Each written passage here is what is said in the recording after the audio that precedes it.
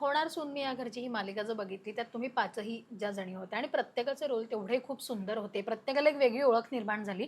ती मालिका संपल्यानंतरही तुम्ही सगळ्या जणी आम्हाला बऱ्याच वेळेला एकत्र दिसलात. आत्ता असं खूप कमी होतं का ताई, की एखादी मालिका संपली आणि मग त्याच्यानंतर काही ते हो. कम्युनिकेशन राहत नाही? नाही राहत. नाही राहत म्हणण्यापेक्षा अ, प्रत्येकाची मेंटॅलिटी ती नाही राहिली आता. हं, आता असं होतं, की झाली संपली चला आता आपापल्या कामाला. हं, असं नाही होत. पण मी शक्यतो बघते, की माझा म्हणजे आता मी कुलवधूपासून आमचा ग्रुप आहे. हं.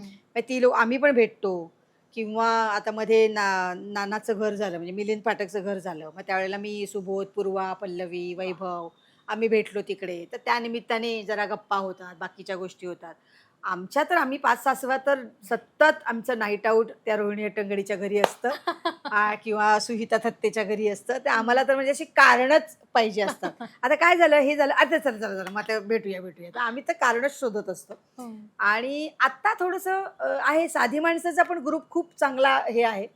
पण माहीत नाही काय म्हणतात त्याला, ज्या इंटेन्सिटीने त्यावेळेचे आम्ही सगळेजण आत्ता आहोत ना, हं, ती इंटेन्सिटी नाहीये, हं, थोडी कमी आहे. हं, म्हणजे आता माझं आणि शिवानीचं खूपच म्हणजे शिवानी बावकर आणि मी हं. म्हणजे ती मला तेच म्हणाली, की "ताई फक्त आपण प्रत्येक ग्रुपमध्ये आपण दोघीच बोलतो."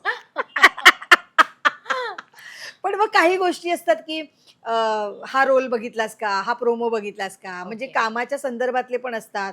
मग आता तिला मी म्हटलं, "अगं रे काय यार कामच नाही यार." काय ती म्हणाली, की "आपण दोघी पण काम करतोय. गप रं तू काय बोलते?"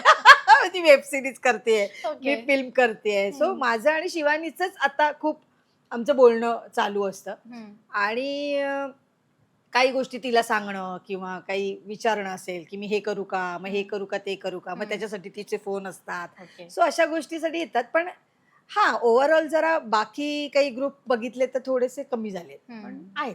पण अर्थात ठिपक्यांच्या रांगोळीतले बरेच जण तुम्ही अजूनही एकत्र म्हणजे ठिपक्यांची तर नमा ज्ञानदा, असू दे, नमा, ज्ञानदा. तन्वी, हं, सई हं, सगळ्याच म्हणजे ह्या 4 पोरी तर म्हणजे असतातच असतात. म्हणजे हं. बाकीच्यांशी आमचं तेवढं आता काही कोणाचे कॉन्टॅक्ट्स नाही कारण प्रत्येकाची कामं आहेत, बरोबर. प्रत्येक जण बिझी आहे. पण ह्या मात्र चौघी जणी आता बघितलंस तू ज्ञानदाचं आम्ही केळवण हो, इकडेच केलं. हो. सो ते झालं. मग ज्ञानदाच्या लग्नाला भेटलो. मग ते सगळ्या गोष्टीचं हं, आहे. जे आपली माणसं आहेत, ज्यांना खरंच आतून असं वाटतंय, की किंवा फोन जरी एक माझं काय म्हणणं आहे, की आपण रोज नाही फोनवर बोलू शकत. आपण हं, रोज नाही, पण एक महिन्याभराने, एक 15 दिवसानंतर, "काय गं बऱ्या आहात ना?" हे काय हं. हे मी स्वतःहून करते. मला हे वाह! आवडतं मुळात. हं.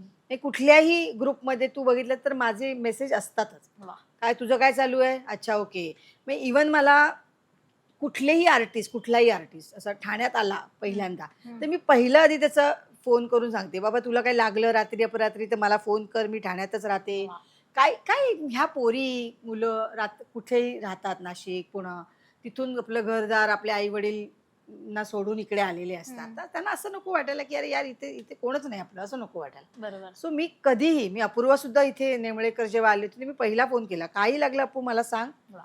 बिनधास्त फोन करा, रात्री अपरात्री कधीही फोन करा, काहीच प्रॉब्लेम नाहीये. हं, हं. माझ्याच एका व्हिडिओमध्ये म्हणजे ज्ञानदा रामतीर्थकरचं आत्ता जेव्हा म्हाडाचं घर तिला लागलं हां. होतं, तर आम्ही जेव्हा तिच्या घराची म्हणजे ओपनिंग होतं, ओपनिंग सेरेमनी होती, तेव्हा आम्ही गेलेलो. तेव्हा तिने तिच्या आई-वडिलांनी मला सांगितलं, की "हे जे ज्ञानदाचं घर झालंय सुप्रियाताईंमुळे झालंय." अरे आणि बापरे! हो, म्हणजे माझ्या व्हिडिओमध्ये ते खास त्यांनी उल्लेख केलेला, की मी त्यांना विचारलं होतं, की घर घर म्हणतात ना, की आपल्याला कोणाची तरी एक हेल्प लागते. आपण प्रत्येक जण हे हं. करू शकत नाही. सो त्यांनी मला सांगितलं, की हे घर जर झालं असेल ना, ते सुप्रियाताईंमुळे झालं. कसं एकंदरीत म्हणजे तुम्ही म्हणता असं पुश करता, सतत पुश हां, करावं काही नाही लागतं. ॲक्चुअली काय झालं होतं, की घराच्या लॉटरी म्हणजे येत होत्या सतत आणि हं, आपल्याला आपण एक कलाकार आहोत, तर कलाकार कोटा असतो बरोबर. म्हाडामध्ये आणि मी सांगते तुम्हाला कोणाचाही वशिला नाही. माझी म्हाडात ओळख आहे वगैरे असं काहीही नाहीये. त्यांच्याच नशिबाने त्यांना लॉटरी लागलेली आहे. फक्त मी एवढंच करायचे, की आलं की भर गं, तू भरून टाक, भरून टाक. पहिलं भर, ह्याच्यात पण भर, तू नॉर्मल एज कॅटेगरीमध्ये भर, तू आर्टिस्ट कोटेच भरलंस का त्याच्यात भर. मी सतत त्यांच्या मागे लागलेली असायची. म्हणजे मी तिला सांगितलं, मी देविकाला सांगितलं, हो. मी स्वप्नील काळेला सांगितलं आणि त्या सगळ्यांना गरज लागली. लागले. हो. सो माझं असं झालं, की नशिबात जर तुमच्या आहे, तर मी कोण आहे? हं. म्हणजे मला असं नाही वाटायला पाहिजे, की "अरे यार, यांना घर लागलं तर शी नको जाऊ दे, जाऊ दे." का? त्यांचं नशीब चांगलं आहे, त्यांच्या नशिबात घर आहे.